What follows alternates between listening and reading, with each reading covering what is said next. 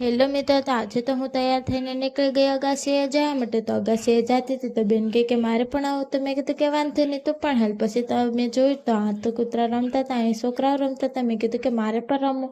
તો કે તું ન હાલ. પછી તો જોયું તો મારા મમ્મી પપ્પા જતા હતા ખેતરને, હું નીકળી ગઈ ઘરમાં જોયું તો જેમ તેમ બધી પડ્યું હતું. તો આપણે તો બધી હાંસી લીધું. હાંસીને હું તો થાકી ગઈ હતી. તો મેં કીધું કે હાલો ભૂખ લાગી ગઈ. તો ભૂખ લાગી તો મેં કીધું કે હાલ ને આને કહું કે લઈ આવે. बात तो सही है।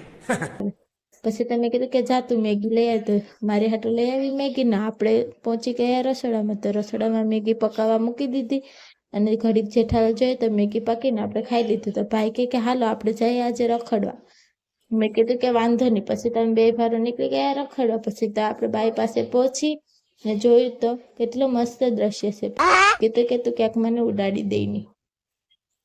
પછી તો અમે થોડીક વાર અહીંયા ઉભ્યા, કેમ કે ક્યાંક કોક ઉડાડતું ગયું હોય તો આપણે. પછી તો અમે નીકળી ગયા બજારમાં.